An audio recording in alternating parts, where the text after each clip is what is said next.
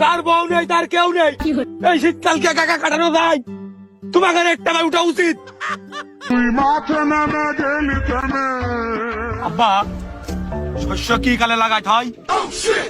Gyro নিজেও জানে যে এই শস্য শীতকালে লাগাতে হয়, তারপরেও শুনতেছে তার মানে এর কোনো ধান্দা আছে। এই শস্য লাগাতে হয় না, বুনতি হয়। ওই তো ওই আষাঢ় মাসে লাগাতে হয়, তাহলে ওই বৃষ্টি হয়, ভালো শস্য হয়, তাই না আব্বা?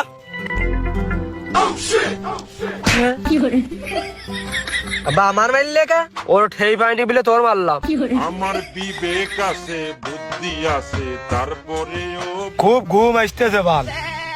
শীতকাল এমনিতে পা গরম হলে মাথা গরম হয় না, মাথা গরম হলে পা গরম হয় না, পা গরম করতে গেলে মাথা বেরিয়ে যায়, মাথা ঢেকতে গেলে পা বেরিয়ে যায়।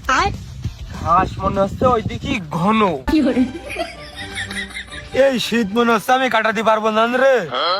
শীত মনে হচ্ছে একদম আমার হাড়ে যে লাগতেছে, আমার মনটা ডেকে গেছে, আমার জানের একটা কোনো ক্ষয়ক্ষতি হয়ে যাবে না। হ্যাঁ তুই বয়সে বড়, ক্ষয়ক্ষতিটা তোরই আগে হওয়া সম্ভব, তুই মুরব্বী মানুষ। না আব্বা, তুমি বিষয়টা বুঝলে না। শীতটা যদি আমি না ঠেকাতে পারি, শীতে কোনো একটা ক্ষয়ক্ষতি হয়ে যাবে না, শীত তো আমার কাবু করে ফেলবে। এই এবার আমি হাট খোলাই গেলি মোটা দেখে একটা পাত আমার তো জাম্পার কিনে দিবানে। শীত তো শীত, সেই জাম্পারের ভিতর দিয়ে তোর পানিও ঢুকতে পারবে না রে। তো জাম্পার আমার বাড়ি রয়েছে না, জাম্পার কি রাত্রি ঘুমানোর কাজ? জাম্পার গায়ে দিয়ে রাত্রির অন্যতা লাগে। তাহলে আজকে তো একটা ভালো কম্বল নিছে নে, কম্বলে ভালো ওম হয়।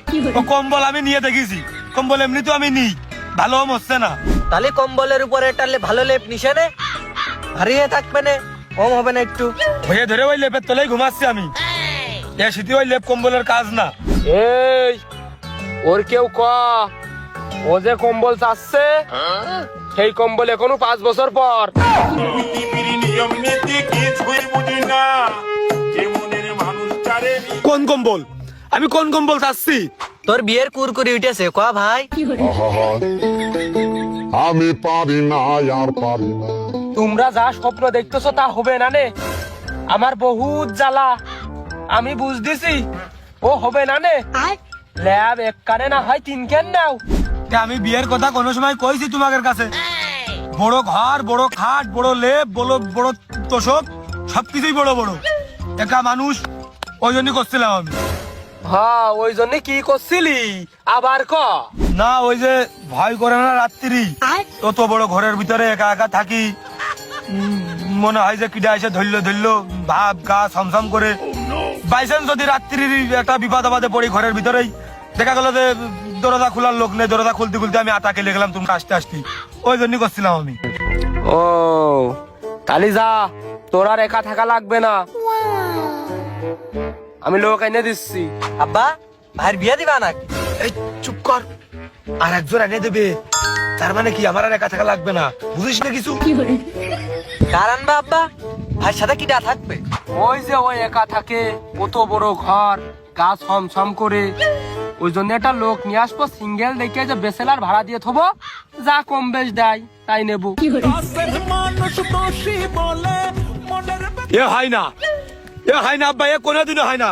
আমি কইছি নিজের ঘর, নিজের লোক থাকবে, বাইরের লোক কেন থাকবে ঘরের মধ্যে? সবসময় আমি চাইছি আমার নিজের লোক আমার কাছেই থাকবে, আমার ঘরের ভিতরে, আমি বাইরের লোক রাখতে পারবো না। তোমার কথা বুঝতে পারো নি? আরে বয় বয় বয় বয় বয়, আমি এমনি দেখলাম, ওই মজা করলাম যে ওই ভাড়ার টাকা তুই নিস কি? ভাড়ার টাকা আমার লাগবে না, আমাকে বাড়ি বাইরের লোক থাকবে। আবার কিরাম কথা, নিজের লোক হলে না একটা আলাদা কথা থাকতো, নিজের লোক রাখতে হয় সবসময় নিজের ঘরে। হয়েছে, তোর আর একা থাকা লাগবে না, নিজের লোকই থাকবে, তুই আর চাপ নিস নে। কি পারবো না, বুঝতে পেরেছে। এখন মন দিয়ে কাজ কর, এই ভুইটা তাড়াতাড়ি শেষ লাবা। এই তো হয়ে গেল, আর একটু স্কুলেই বা কোনে।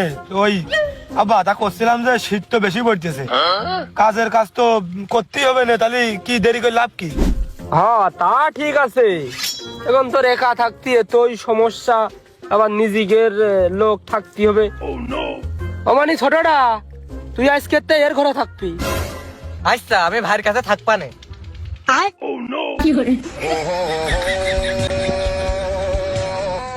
তার বউ নেই, তার কেউ নেই। আমি জানি একাকিত্ব কতটা কঠিন। আমার কোনো কিছুই নেই, আমি একাকিত্ব রোগে ভুগতেছি। তোমরা বুঝতে পারোনি কোনোদিন এই শীতকালকে একা একা কাটানো যায়? তোমাকে একটা উঠা উচিত।